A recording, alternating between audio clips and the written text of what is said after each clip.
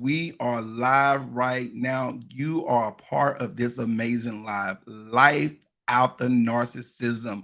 Listen, I have a special guest with me. He has a YouTube channel that's absolutely amazing with over 500,000 views. I'm telling you, you guys are going to love him. He's my friend. I've known him from years. We hadn't always kept up with each other, but when we do connect, it's just a natural connection. And I want to introduce you to him. I wanted you to know who he is. I definitely want you to go on his YouTube page, Life Coaching by Mel. Connect with him. He has some valuable content. I know you're going to be encouraged, inspired, and his content challenge you to think. This is what I like about his content the most. He don't tell you how to think. His content inspires you to think and think a little deeper. We're going to talk more about that tonight. We're going to be talking about Jada Pinkett, and we're going to be talking about marriage and everything else that comes up. Mel, how are you doing, my friend? My brother. What's going on, man? I really appreciate the introduction, man. Now, a lot of people say my brother and all that, and they really don't mean it. This is my boy. Now, Marquez, we go back Yes. many years, and we've been always had an instant connection, man. You always been one of the funniest guys I've known, but definitely inspirational as well. So I'm happy to be here. I appreciate the connection. Let's do this, man.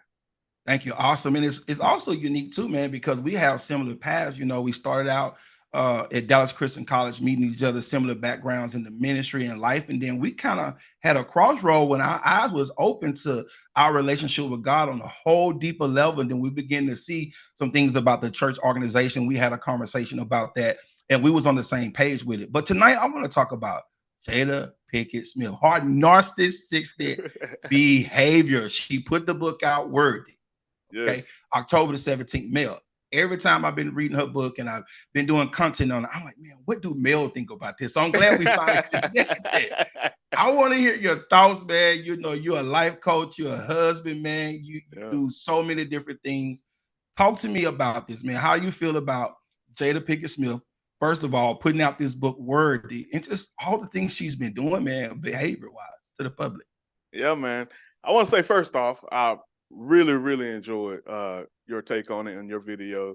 If anyone hasn't checked that out yet, please do. You definitely broke it down tremendously, brother. The second thing I want to say, the views expressed by Mel doesn't directly reflect Marquez. So come at me, don't come at him. This is my guy. Guys, Marquez said he got the book. He's been reading it, but he may be one of the few that has, because her book is flopping, ladies and gentlemen. I'm talking about flopping. As of last week, I looked at Amazon. It's like at number 84, and this is a celebrity. I mean, it's supposed to be a mainstream celebrity, has a book at number 84. It's pretty bad. This is not the first thing that has flopped, ladies and gentlemen, for her. Cleopatra, that movie she tried to, make Cleopatra a black woman, as the rumors were this entire time. But, that didn't go too well for her. She flopped on that as well. On Netflix. How you flop on Netflix? Wow. But the point is, Marquez, people are waking up. People are finally waking up to everything that Jada has always been about. And I want to ask, what's taking y'all so long? What took y'all so long to get to this resolution? Because Jada has been this person for so long. She's taken every opportunity that she could to embarrass Will Smith. These people who we have looked upon them as the model couple at one point. I think J. Cole even had them in a rap song at one point, just acknowledging them as being this power couple. Can we just finally once and for all get rid of this term power couple? How about that? I mean, honestly, who's the power couple? Name any couple that got this thing together. Going to Adam and Eve, going back to them. When did they have it together? Come on, let's be real. Nobody got this thing together. We all trying to figure this thing out. But definitely these celebrity couples, they don't have this thing together. They struggling just like you and I. What got me with this is a couple things, Marquez, and this is here where I kind of say, be careful, ladies and gentlemen, and buckle up, because you may get shot. Love it. I want to know, this entire situation kind of brings up a couple thoughts. I think what made the sales finally dip, Marquez, I think it was actually black women that finally said, okay, Jada, this is enough. I think black women finally said, Jada, you are embarrassing Will Smith enough. This has been going on for too long. Because what I find, a lot of times, no matter what a black woman does, they still have people championing them behind them. They have other Black women saying, let her live. She all right, and she all right in our eyes. And at the end of the day, she chasing her happiness and things like that. I never understand why it's hard for Black women to hold each other accountable. They have finally said, Jada, you went too far. This we can't back you on this one. And I believe that's why her sales went down the pipe, went down the drain. I definitely agree with you with her being 100% a narcissist. She has every trait regarding being a narcissist. Everything is about her. Everything has always been about her. And as you broke down in your amazing breakdown, you go back to the wedding day or the reason that they even got married. She broke down the fact that I wouldn't have got married unless mama told me to, So you mean tell me even back to the time you're supposed to be so in love. Yeah. You actually take that moment to embarrass him further, but also reveal how much it has always been about you. But the key thing in this, and this is what I'm all about with my content, Marquez, the last thing that really stuck out to me and then finally paint the picture for me even more. You showed in your clips that Will is still defending her to this day. Mm-hmm. And Will is not a victim. Yeah. Ladies and gentlemen, Will is 100% not a victim. If I had to say anything about Will actually set the precedent for this entire situation. From the beginning to now, Will has introduced this open marriage concept, has introduced this happiness concept in marriage. And let's get rid of that as well. There's no such thing as happiness in marriage. You have moments of happiness because happiness is a chemical, which it changes and depending on what's happening at the moment, that's what makes you happy. Yeah. So that's not something to chase. Happiness is not something to chase. We should be chasing fulfillment, chasing purpose. So Will introduced this dynamic into the relationship, and it has been the worst thing he could ever do. Because since then, he has been completely embarrassed. And what I always say about, celebrities or crazy people when I see them is let crazy people be together. Honestly, let two crazy, I love seeing two crazy people together because honestly, leave us sane people alone. Let crazy meet crazy and y'all stay together and, go kill yourself. I'm just playing. I am joking. I'm completely joking. Man, you're talking about something powerful. When you were saying all those things, you know what was rolling in my mind? The whole time Will was introducing this concept, this dynamic, he's enabling her behavior, like you said, setting the stage for this behavior to have a performance. It was all behind the scenes, but when it came to the public, they kept up the appearance like they was couple goals, like they was the best thing, the best Black couple in Hollywood. They always talked about God. They talk about their marriage, and then they also stepped out in authority on telling us how our marriage should be like theirs. Absolutely. And to only find out, when she put out the book, they had not been living the same life for 7 years, have not called each other husband and wife, live in two different homes. And this is the last thing I say, because I want you to jump in.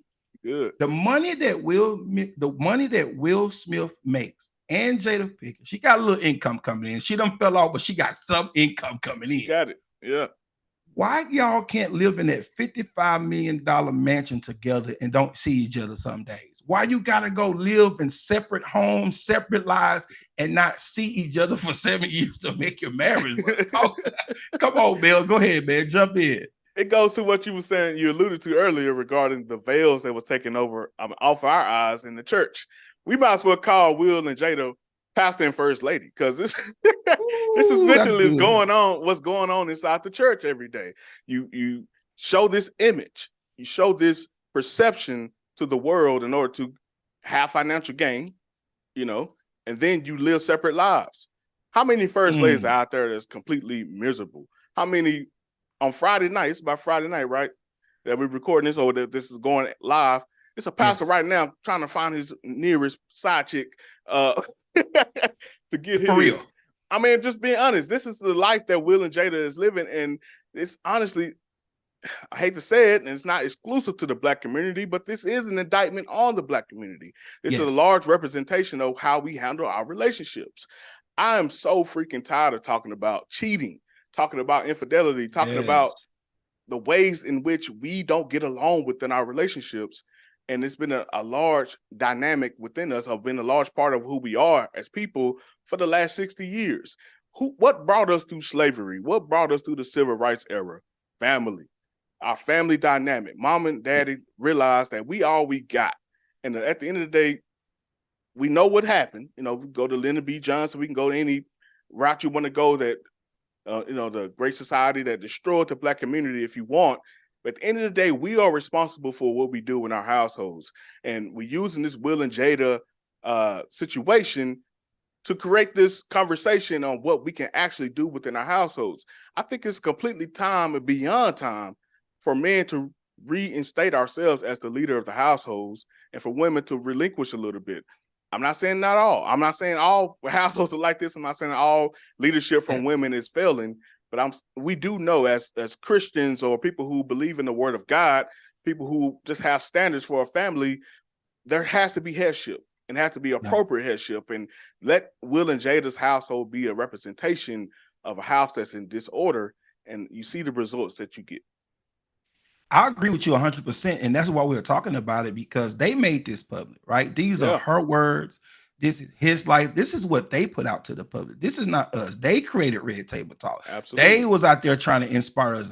Will Smith has a bunch of videos about happiness, and flat out, I'm gonna go ahead and tell you this. In Jada's book, Mel, from the time the book starts, she talk about her unhappiness. So in the 90s, when most people held Jada Smith at high regard in the 90s, all her top movies that she did, Jason Lyrics, Woo, Low Down Dirty Shame, all those movies she did in the 90s, it was about 12 of them. She said she was unhappy. She almost committed suicide, and she was going through therapy. And she said it was so bad that therapy got her through 40. Wow. Got her through to 40. So this was happening even before Will, that she was already unhappy. She also confessed that she married Will because she didn't want to marry him, but she married him also thinking that the superstar husband would make her happy. Narcissistic, because you went into a marriage not wanting to go into the marriage. You publicly say that he's not your type.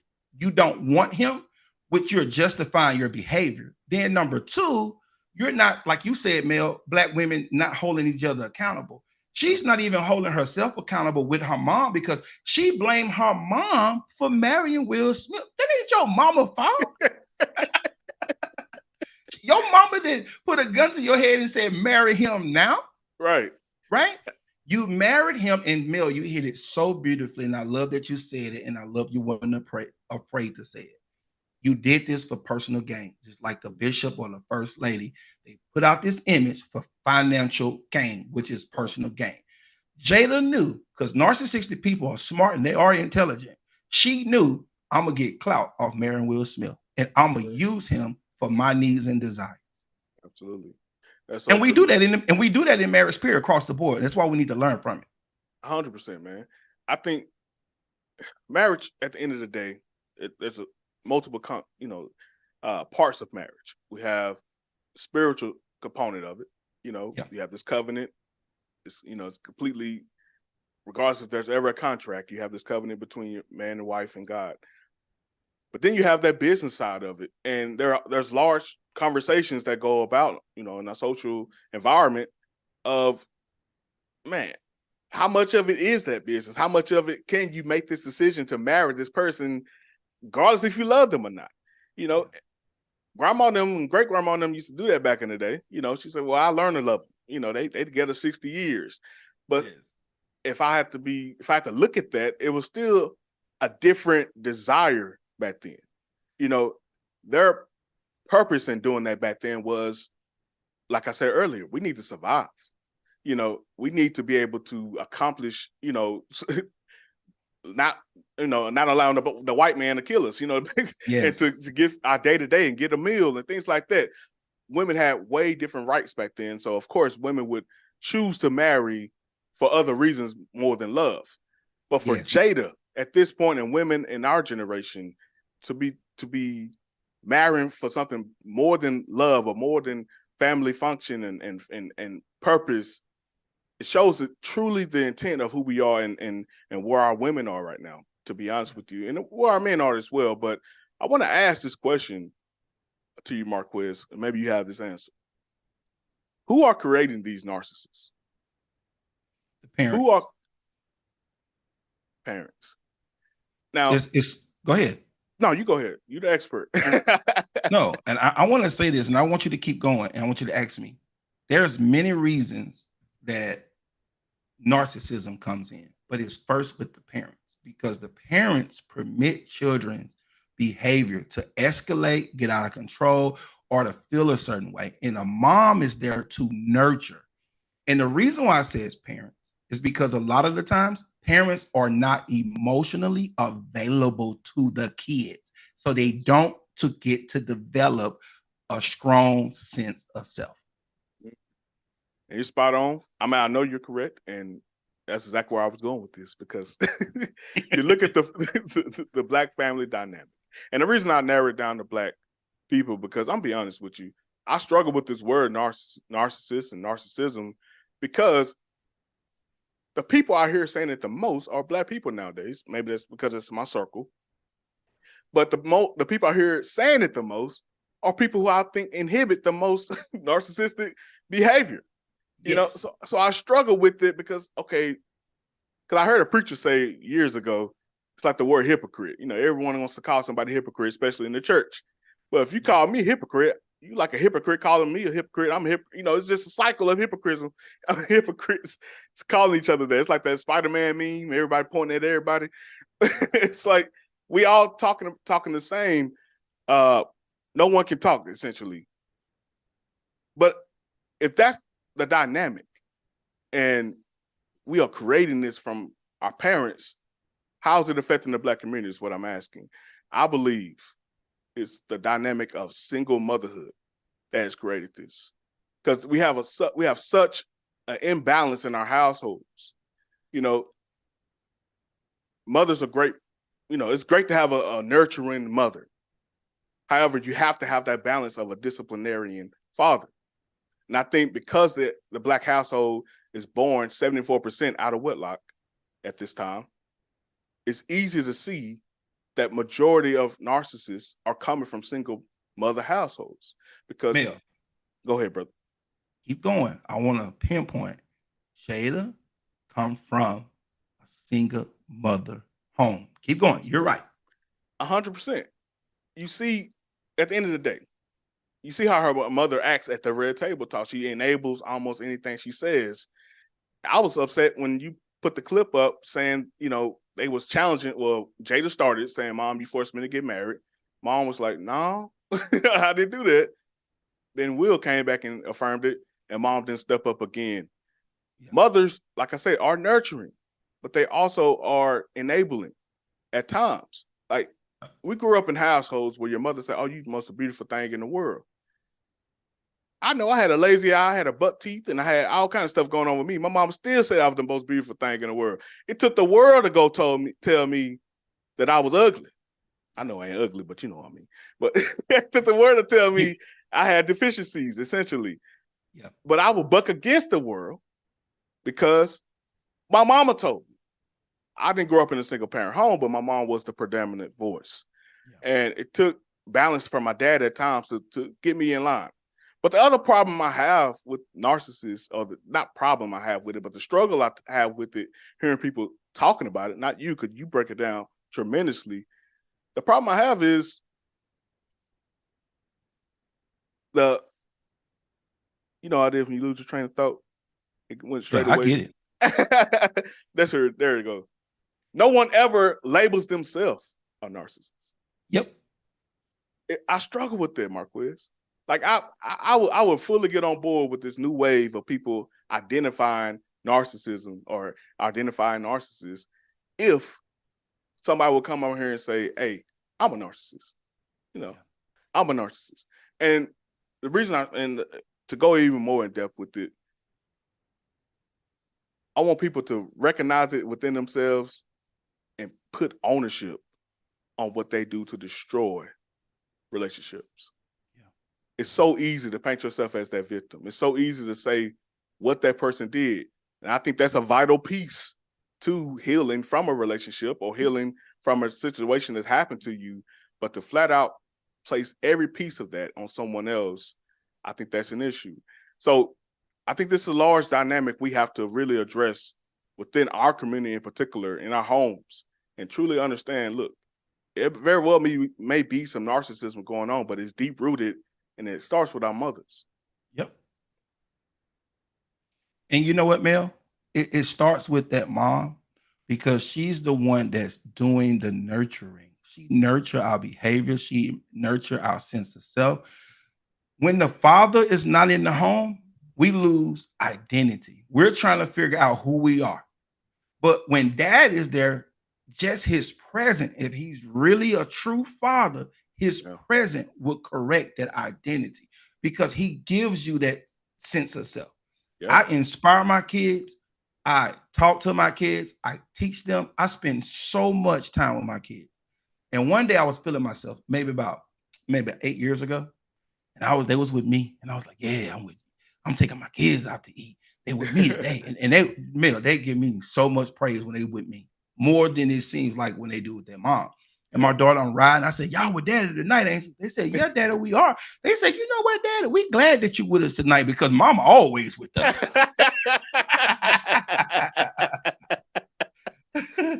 Mama always with us, but it's important, and you make a lot of valid points. We got to get back to the family structure. We got to get back to not being afraid, ladies. Listen to me. Not being afraid to say that your husband is the head of the household, that he's your leader. We cannot continue to use past relationships that you had, men that misuse you, men that abuse you. You ignored the red flags anyway. And now you got a good guy that make you feel safe. He protect you. He provided for you. He's not a bad boy. He want to keep his vows. He don't want to cheat on you. He don't want to do the bad things. But then you're not feeling satisfied. And I think that's what we have to fix, the inner work. We have to do the inner work. And man, I want to say this. This is why I start recognizing organized church religion.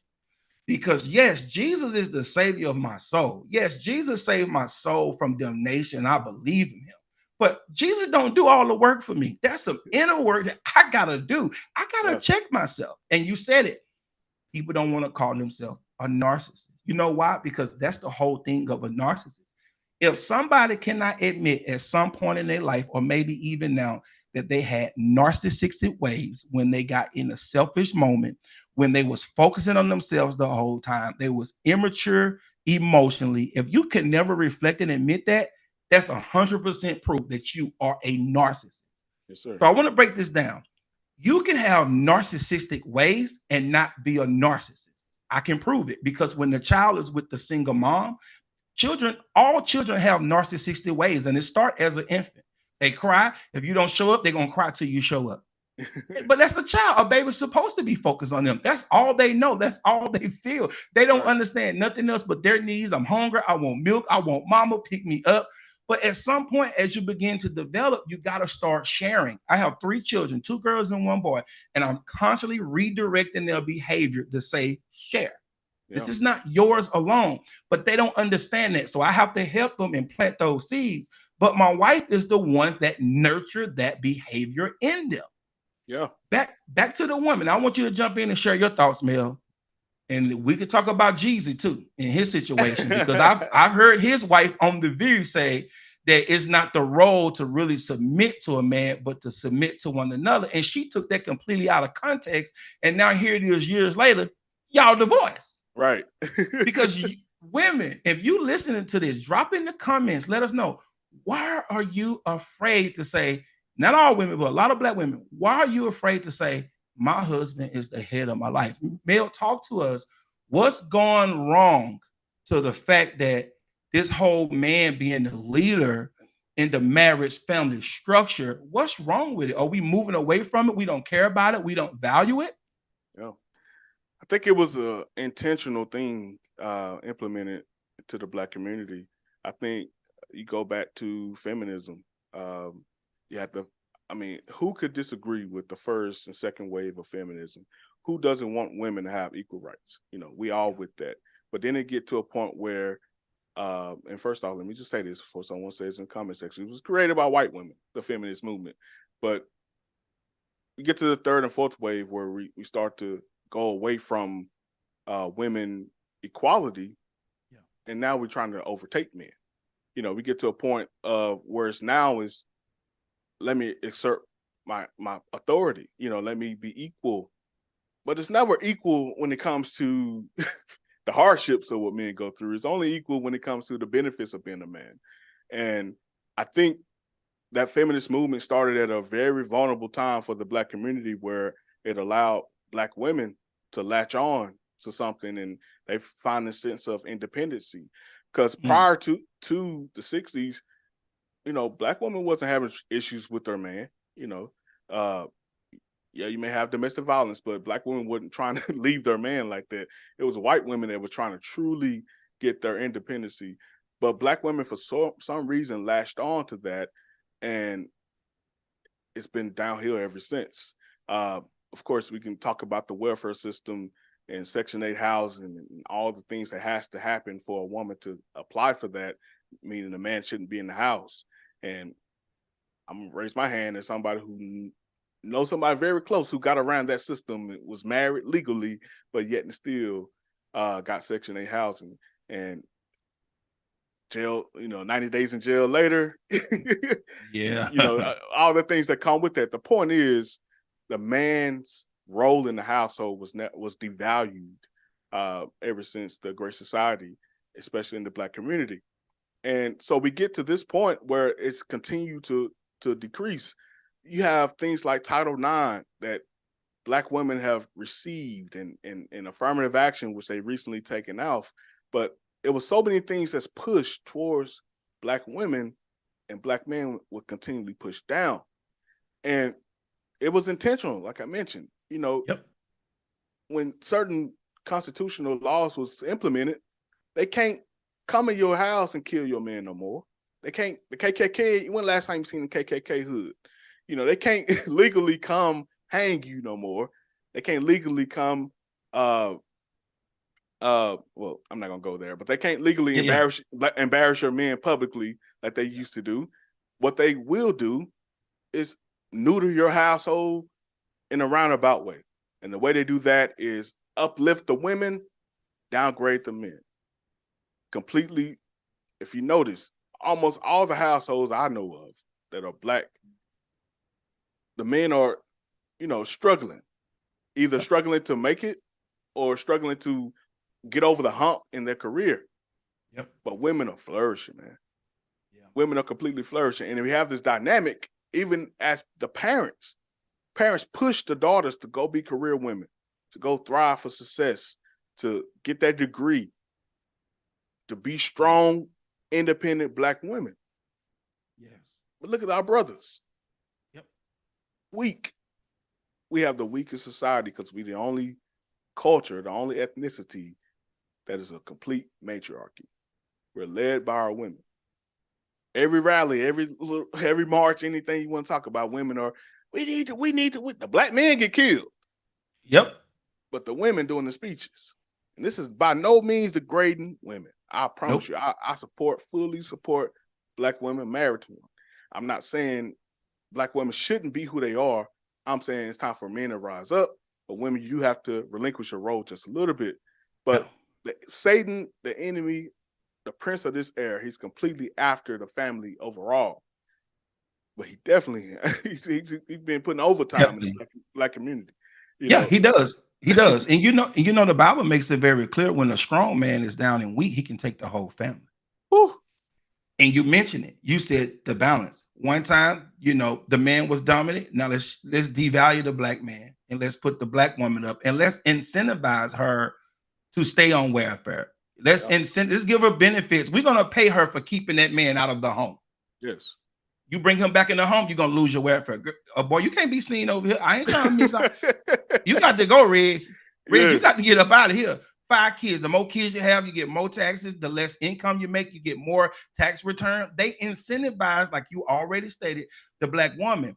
But here's what I want to mention too. You're so right about everything that you're saying, because Tupac Shakur, my favorite artists of all times because what he stood for and how he spoke. He was even the one that says, I don't always do right, but isn't that what we're supposed to do? Even if we do wrong, shouldn't we push that button to see is this the direction we should go? He said that he was raised by a black single mother who was on drugs, and that's not his mother's fault. If you study history of Tupac, you know what he's talking about. It was the feds, the FBI that broke up that home because she was a part of Fina Shakur, which real name is Alice Walker. She changed her name to dodge the FBI, but she was a Black Panther movement. She fought her own case when she was pregnant with Tupac, and she won. She was highly intelligent, very influential. If you notice, the Black Panther movement was really the first group who even created welfare for the black families. They was legally bearing arms of guns with guns, and they policed the neighborhood, and they got rid of it. Right. Yeah. So you're right. All of this is intentional. But I felt Tupac when he said, that's not my mama's fault. She didn't divorce her husband. Y'all put her husband in prison. My mama, I hear her alone. You took her from the Black Panther Party. You done took her husband. She out here struggling. So her mom was depressed, going through a bad time. She turned to drugs, but he helped his mom overcome that. And of a lot of us, we still face that. And we get into this space where we're no longer trying to work together. We're trying to survive alone. And narcissism comes in. It's about me. I got to beat you to the punch. I got to knock Mel down. No, I'm bringing Mel on my show. What am I knock Mel down for? We on the same thing, two different audience, things that we talk about, a lot of things we talk about, they correlate. I'm not going to tear you down or build you up. Yeah. But as a Black woman from slavery and the trauma, all we know is to tear each other down. Why? Because like crabs in the bucket. But some point, we wake up in our spirit. And I'm not talking about religion. I'm talking about at some point there is a spiritual awakening in you and you realize something has to change. That's the start. Even if it don't change, you realize something has to change. And I realized that, Mel, as a Black man, I had to make a decision not to focus on myself. I had to make a decision that to prepare my kids and my wife for a future. And I have to realize it's bigger than me. And this is the last thing I want to say. I mentioned this to one of my friends at work. We were talking about the economy. And I told him, I said, I'm not talking about your personal situation. I'm talking about the economy around you. People are suffering. Yeah. People are suffering financially right now because of inflation. Some suffering more than others, but there are a lot of people who can barely buy groceries, but they on Facebook and TikTok and social media living their best life, and you don't know it in private. They barely have groceries in their home. They barely have gas for the car. They're not going to tell you that. And this is why I believe we have to come back together, Mel. And I know the emphasis is on the family, because if the family get back together and stay strong, who can stop us? What is it that we cannot overcome? Yeah. That's so powerful, man. I love you for that, brother. Man, I'm glad you cleared up that Tupac thing, because I've always struggled with the phrase he said. Even though he was a crack fiend mama, y'all was a Black queen mama. You know, I always struggle with it, but when you say it that way, it makes complete sense. Man, going to the family dynamic, you're spot on that, man. I want to say, how does relinquishing, in my opinion, how does women relinquishing their amazing status they have now? How does that look? What does that look like? To me, it starts with personal accountability. I think it's hard for Black women to take accountability. I don't know if you know of Shahrazad Ali. She's a commentator. She's a Muslim by religion, but she's talked about Black culture. She's been doing that since the 80s. I mean, they used to bring her on Donahue and all kind of shows to really berate her. Like, they'll put a whole bunch of Black women in the audience. And the reason for that, because she holds Black women accountable. She still does it to this day in her old age. But what she said then and what she says now is everybody that has a hand in the Black community being who it is now has been held accountable. White men, white women, Black men, but not Black women. Wow. At some point, we gotta hold, not we, Black women have to hold themselves accountable for what they are. I'm not saying even as a whole. I'm saying you watching this, hold yourself accountable, because this is a results-oriented conversation. Look at your life, look at your family, look at your dynamic, look at your household. What results are you getting? what is happening for you and things that you have done to lead to where you are. Can you look at that and say you're proud of that? Yeah. And I think no matter what, there's always going to be another Black woman coming up behind to say, oh, she all right. It's going to be all right. You know, I think let's go back to the whole church thing too. It's always no matter how bad somebody's singing up there. It's all right, babe. No, you need to sit down. You know, at the end of the day, like the point is, we have become a culture that's void of any accountability. Yeah, I'm gonna talk about something that's gonna ruffle some feathers here, if I haven't already. When we talk about weave, you know, yeah, wigs, come on, brother. You remember back in the day, man, grandmothers used to call out a woman wearing fake hair or weave. She may have her little wig on, don't get me wrong, but this wild stuff like the early 90s, I remember weave was like a crazy thing. You would get flat out roasted if somebody found out you had a weave on. Yeah. But what shocked me the most, man, I was talking to a woman one time and I was just asking questions. I love natural hair. And I tried to be more lenient on it. I don't talk about it as much because I think it makes women uncomfortable. So I don't do it as much. But back then when I asked her like, okay, are you ashamed or is it hard for you to wear your natural hair? What you mean? I got my hair on. This is my hair. Yeah. I'm like, man, it's clearly a weave. I was just, you know, I didn't try to be funny. I'm just asking. No, this not weave. It's not called weave no more. It's called my hair. Wow. When I looked at that, I was like, how did we get from roasting somebody who always somebody who wore weave all the time to now it's so acceptable that it's called my hair? And I'm not saying all, you know, I'm not telling women what to do with their hair. My point is, do we ever see, how often I should say, do we see natural hair weave or black texture hair, you know, 4C curl pattern? How often do we see people wearing that? But we wearing something that doesn't look like anything that could possibly come out of your head.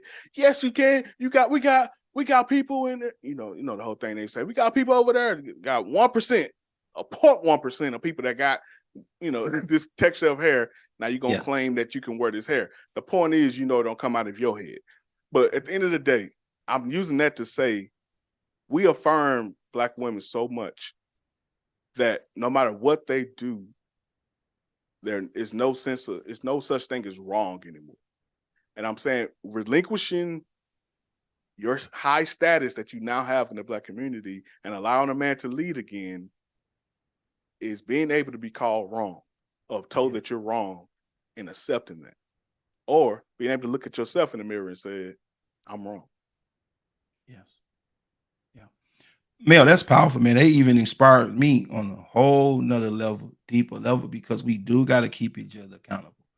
Even if you already have some level of accountability, what Mel just said should have inspired you to take that accountability deeper. And we got to stop running when we hear stuff like this. Ladies, don't be offended. We're not downing you. We're not devaluing you. We're bringing out real social issues and challenges that you face, you know, and it's nothing wrong with wearing your natural hair. It's nothing wrong with stop putting all this makeup on. Makeup to the point now is that it removes your real face. We don't know who you are. Right. When you take back in the day, if my grandmother took off her makeup, she looked like the same person. She was still Big Mama. Big Mama ain't changed. She had a little eyeliner on. She had a little light lipstick. And when I took off when she took off, hey, Big Mama. But now you got women, and women don't get offended, but you got to hear this. Listen to me. We see you in public. The guy fall in love with what he see. And y'all get to know each other. And y'all get closer. His first night at Netflix and chill. Then 2 weeks later, you let him spend the night and he wake up, your eyebrows gone, your hair gone, your makeup gone. He ain't never seen you before. Now you done scared the man. Now he's scared. So I believe that we have to be able to live in an authentic place and not be ashamed of who we are, because a lot of women are losing their lives with BBLs, all these surgeries. If you don't have the figure that you want, work toward it. You don't have to have surgery. I think surgery has its place if there was some level of deformity and you needed to, you know, feel normal and not have these psychological issues. But if you already got a nice size buttocks, why you need a bigger one? Yes. He already like your butt, but you want to go bigger. And I'm gonna say it. Y'all get mad, but I'm finna say it. Cardi B and Nicki Minaj is y'all fault. Y'all have destroyed these black women. Nicki Minaj and Cardi B, I said it. Nicki, you can rap, girl, but you with that super bass with your BBL, you done destroyed these black women. And yes, they have to take accountability, but you have to take accountability, Nicki Minaj, Cardi B, like we're talking about, to understand that you put this out to the public. Now the public done grabbed onto it, and a lot of women are dying.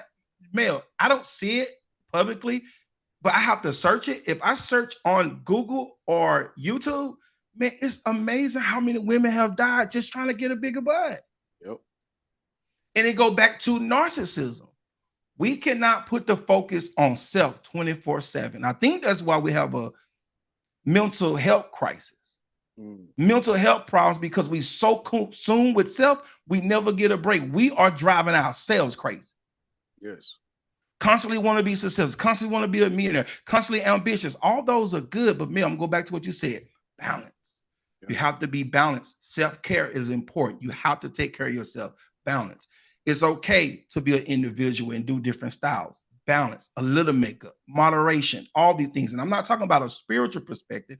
I'm just saying moderation has its place. I mean, I want to ask you something because it's 7:41. You have been married. You married now. You've been through a divorce. Your YouTube channel, you talk a lot about rejection. You have so much content about rejection. And recently you kind of move away a lot of from that. With your ex-wife, you kind of moved away from it because you did it for a while. And I know some people may say they was tired of hearing it and things like that, but I think it was important for you to say it because I don't think people understand what you're saying until they're tired of hearing it. When somebody say I'm tired of hearing it, they just now understanding what you said. Yeah. talk to us about rejection. You know, how did that come about to where it hit you so hard? And when did you start recognizing like, man, my ex-wife rejected me. Man, my mom rejected me. Man, women are freaking rejecting me. Talk to us about that. Yeah. And right now, I just clicked to somebody who's watching. Oh, that's why he's talking about women so bad. He hurt. Who hurt you? Everybody. Everybody been hurt by somebody, right? So yes, yeah. Hurt creates this dynamic, but hurt also reveals the truth. So yes, I was hurt, but it revealed the truth. Now, in a nutshell, you're looking at, and why I resonate with your content so much, other than you being my boy, I am a reformed narcissist. Wow. My whole story, being raised by that single mom, not blaming her, I'm taking ownership for what I did, but I was raised to be a narcissist, and it allowed me to hurt a lot of women in my history and throughout my day, including my ex-wife. So we were together for a total of 14 years. We met at the same school as Marquez mentioned earlier, Dallas Christian, and we was 19. I was 19. She was 18. Everything went so fast, as most young preachers do with their women. Everything goes super fast. And I created this whole dynamic of having a life with her and having a life outside of her. And within 7 years of the relationship, we finally decided to get married after so much turmoil. Everything said, don't do it. We did it anyway. And the marriage did not last at all. Well, total 5 years, but we was married for 2 years, separated for 3. So the marriage was a total 5 years. And during that 3-year separation, that's when I began to make that turn. Like I said, hurt revealed some things. So it began to reveal for me, and I started to realize who I was, saw those true narcissistic behavior, saw that true narcissistic behavior, saw the things that I was doing to hurt so many people, so many women, hurt her. It was revealed. But infidelity was a part of the reason we initially got separated. However, I did everything I could to save my marriage. And this was, I'm sure she's found me saying this by now, infidelity on both ends. I wanted to rescue it because I realized what I had killed. I destroyed our marriage. And I, like I said with Will earlier, I set the precedent for how the relationship went. And so month after month would go by, I would do so much improvement on my life. And a year and a half or so, I was like, man, I'm ready to try to come back together. We had a level of understanding how long it would take us to get back together. And She was like, no, I need a little bit more time, So I'm like, no, something has to change here. Yeah. I'm showing you, what else can I show you? So I said, let's go to counseling. Went to counseling. Even the counselor, the therapist said, what else can he show you? Like, he's showing you everything. Long story short, she never, stopped dealing with the guy that she started to have a relationship with. And every time, any attempt I would make, she would reject me. Now, I began to go deeper. I began to receive more therapy, more coaching. And what was revealed to me is that it's time for me to completely take ownership, not only take ownership, but fully realize what, for the first time in my life, what does happiness, what does not happiness, what does fulfillment look like for me? And what does a proper relationship look like for me? The goal was to, at some point, whenever I get this answer, to finally prepare myself to be with her and to finally show her, look, I have everything now. I know I've shown you so much, but look, I have a complete strategy, complete plan, a complete vision for who we are and what we're going to be going forward. And one day I presented that to her and she rejected it. Yep. She completely rejected that. Not only rejected the plan, she made it clear that she was no longer interested in me while still saying one day. So we was on the road one day going to visit one of my parents, because by that time we was actually doing the Will and Jada thing, still showing the face. I still posted here and there on my social media, still doing my thing as far as every family event we together and all that, still showing face. And we got a hotel room. I don't tell a lot of people this part, but this is like probably the key moment. I knew it was over. Marquez, she got out that shower, bro. And this is like a couple years with no sex. Yeah. It was nothing there, dog. You knew it. I knew it. It was over at that point. So I told her on the ride home, that was like a 2-hour drive, I said, this is going to be it. She didn't believe me, because how many times I said before, those 3 years of separation, look, I'm tired of being played with. You got me on the string. You got me playing me like a fiddle. I'm done. How many times I say that? And as soon as she called, I go right back. Yeah. This was the final one. So I finally made that decision, man. And I'm talking about the peace and the joy and all that came upon me. I hate to say this, but well, I hate to recommend or say this as if divorce is a great option, because I'm not saying it is. God hates divorce, and I do too. I did not want to give up on that.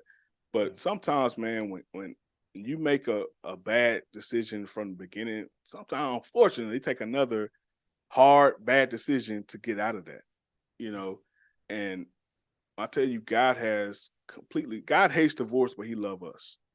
He loves us. So any decision we make, he knew it from the beginning, but also he's there to comfort us after. So once we got the divorce, I began this plan of the same plan I put together for her. I said, man, God, you gave me this plan. I know this was real. I think honestly, any woman can fit in this.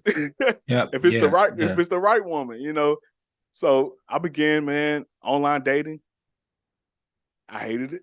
And be real with you, I hated every piece of it, because it's the first time I've always talked to other women, even when I was with her. Don't get me wrong, but it's the first time I was public about it and not trying to hide anything like that. So it was a weird dynamic. And my last day, brother, on there, I was like, man, this is not for me. My very last day, I was on an app called Bumble. I met my now wife. When I tell you that rejection that I received from my ex-wife, she gave me full acceptance. Everything I would need to hear at that moment, because it was like a balance between she wasn't aggressive, but she was very assertive. She let it be known what she wanted, and I was it. And she latched on to my vision within a couple of weeks. And I'm telling you, man, it was amazing. We got married within a year, and we're flourishing, man. And it's been a blessing. I mean, I couldn't even ask. I don't know what I did to deserve this. That's the thing about God. And if anyone is watching this, you're not a believer, I understand. But the thing about God, man, he knows us better than we can ever know ourselves. Yeah. And he's a comforter. He's a lover. He's there for us at all times. And I do not deserve the woman I have now, in my estimation. But in God's eyes, I definitely do. Yeah. And it's been a blessing for sure, man. Do you know why in God's eyes you deserve it? Because you didn't quit. God knew that you was going to go through this process even Yeah. before you knew.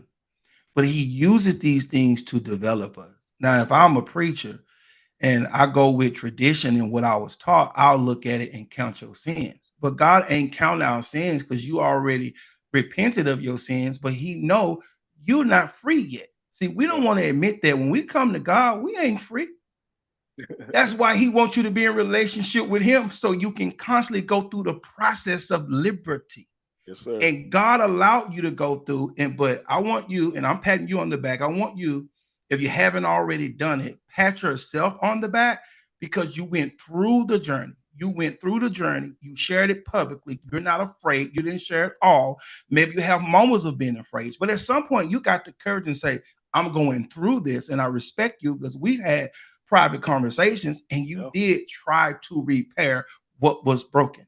Yeah. But sometimes, Mel, and I'm not saying this is your ex-wife, but sometimes people reject us because they secretly resent us. Yes, sir. They resent what we will become because they see what we will become and they don't have the courage to go through like you. You have the faith to go through when you're broken and when you're hurt, when your emotional needs are not being met, your emotional needs didn't get met when you was younger. You've been rejected in the church. You've been rejected, rejection. And God said it didn't come to break you, but it Yeah. came to redirect you. And now look where you at now, man. Yes, sir.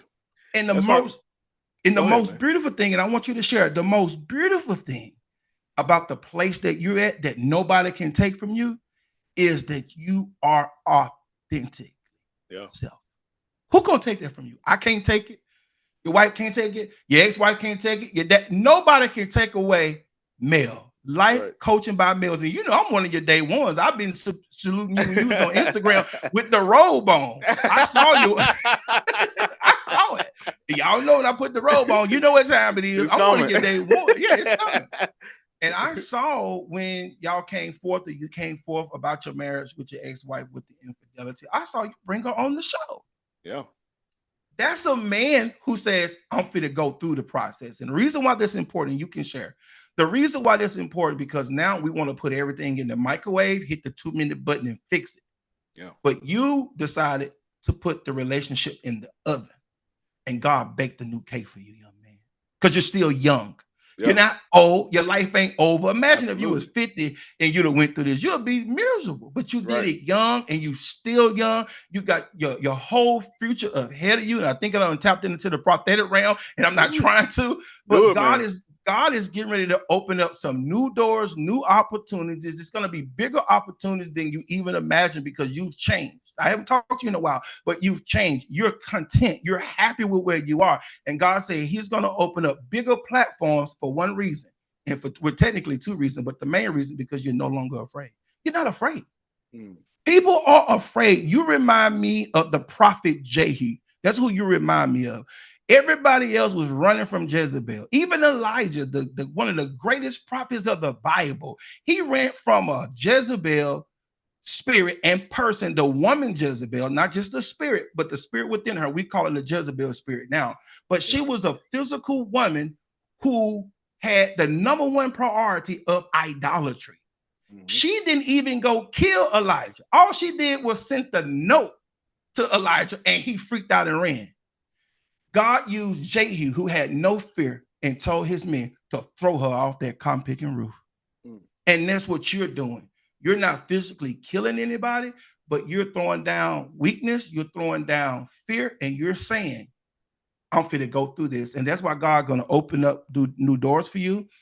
New opportunities. A lot of people going to invite you, man. You're going to be going a lot of places. You're going to be traveling. You're going to be doing a lot of things because you're not afraid and God needs you. Number two is because of your faith. I'm not talking about church faith. I'm not talking about you got faith that the light bill is going to get paid. You got faith that God is going to do it. You got faith that God is going to work it out when people talking bad about you, people saying negative things in the comment. You are trusting God to take you where you want to be. Brother. That's so powerful, man. I received that 100%. But I'm telling you, you couldn't be more spot on when you said the authenticity aspect of what you said. Because I made up my mind, man. When the divorce paper was final, the world's getting the real me. You know, however that looks, the world's getting the real me, because you spend so much time, whether it be through the church or through that, you know, being a narcissistic person, whatever. You spend so much time being fake and trying to look the part and trying to please people in order to get that return satisfaction. You know, that's really what it's all about. You know, I want to look this way so I can get, you know, the kudos or whatever to feed my narcissistic behavior. But when you truly go through something, when you truly really see your world destroyed, you know, based on some of the things you did, I'm not going to take complete ownership for, you know, her part or whatever. But at the end of the day, I had a part in this. So when you see that, you understand, man, I got to take a true introspective look and see, first off, if God is pleased with me, if God can look me with all my flaws and still choose me, who am I to be afraid of going forward? Who am I afraid to declare what I believe is His truth He's put within me? You know, I'm not worried about my truth. I ain't worried about your truth, not you particular, but the general you. I'm worried about His truth, and I understand, like, a lot of things I say is harsh, and I do try to tone it down. My wife tells me, "Hey, bro, people ain't gonna hear you half the time because stuff you say." I do try. You can imagine stuff I really want to say, but the point is, man, I really want to be authentic. You know, in any room, that's the biggest compliment I get to people. Like, man, you just always yourself. Like, no matter where you go, you always yourself. And and that's a testament to what God is doing in me. And man, I appreciate you for recognizing that, bro. Oh, most definitely, man. I'm proud of you because a lot of people don't have the courage, man. A lot of pastors quit. A lot of pastors can't face the people, throw in the towel. And sadly, you know, a lot of pastors and ministers, man, they commit suicide. You know, a lot of people who can't keep up this standard, they don't. And I'm not bashing them or putting them down. I'm just saying the real. Even celebrities in the industry, you know, people talk about me sometimes. They be like, well, Marquez, why you talk about the church like that? Because I see the church just like I see a business. Yeah. Because it's a organization. And I've been a part of that organization. And I'm not afraid to be a part of that organization again. I know what that's like. But now I'm mature enough to understand that my personal life is separate from the organization. My life is separate from my job. My job is not me. The church I go to is not me. My pastor is not me. And that's why I'm proud of you and I salute you, man, because I'm going to tell you, so many people would not go through the process and not face it. They will quit. They quit. They are divorced because they're quitting. You didn't divorce because you was quitting. You divorced because it was over. Yeah. You know, and I saw your transformation. I saw some of your trying. I didn't see it all. I saw some of your sacrifices. I saw some of your sacrifices in the apartment. I saw some of the things you went through. You lost weight. You're looking good. And what I see emotionally, and I'm not trying to get on your business. I know we're getting ready to close, but I see that I see that your emotional needs are being met.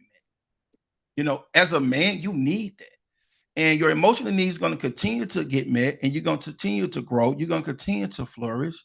And as a man, we need, oh man, I don't know why it's so strong in my spirit. We need our emotional needs met. I need intimacy outside the bedroom. I need that touch. That's one level in the bedroom. But outside of that bedroom, can you feed my emotions? I'm not saying feed my ego, my emotion. Can you cause me to be emotionally satisfied? Can you help me stay balanced, you know, emotionally regulated? That's important as a man. What I don't need as a man is for you to bring me here, fill my tank up with gas, and we ain't driving nowhere. Where are we going? And Jamel, we get ready to close. You are going somewhere. I promise you, I don't know all where you're going, but as long as you continue to be authentic, as long as you continue to grow, as long as you continue not to be afraid of the process, you're going to go further than what you think you will go. And I'm not saying you don't think you're not going to go far. I'm just saying whatever bar you set, God going to take you higher because you went through the process. So many people will never walk out of church because they're a minister at the church and they're afraid to let others down. We got to get past that. We got to get past that. It doesn't matter. If you go to a church 5 years, ain't nobody told you to stay there for the rest of your life. Yeah. Let me say this. My grandmother went to a church, and I went to a church in Monroe, Louisiana. At the time, I think I was 23, probably like 22. And the church was 100-some years old back then, Mel. And I left Monroe, Louisiana, and I came to Texas. And my grandma looked at me and she said, "Baby, I think you messed up when you left that church."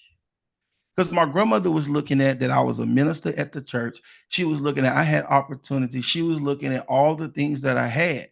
But God wanted me to go further. Yeah.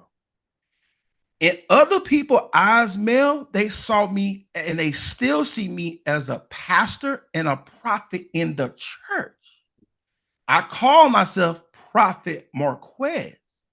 And when I went to the church that I went to, I got hired on staff when I came to Texas, and I joined the media team. And my pastor said, "I thought you was a pastor." I said, "I'm a minister. I like to preach. I like to inspire people. But now that I'm on your staff, I want to be in the media department." So I started out editing videos and I became the manager. He did not know I had that media background. Yeah. Everybody else see me as a leader in the church. God sees me as a leader in life. And I'm on YouTube right now with Mel, still being a God-fearing man, not sounding churchy, and I'm reaching more people in the world, saved and not saved, and they're being inspired to give their life to God because God said, "Marquez, I'm taking you further than what other people see." Yes, Mel, you got any last words, man? It's 8:01. I don't want to keep you long. You got a wife. Man. Anything you want to say, man, is your floor, is your time. Man, close us out, whatever you want to say.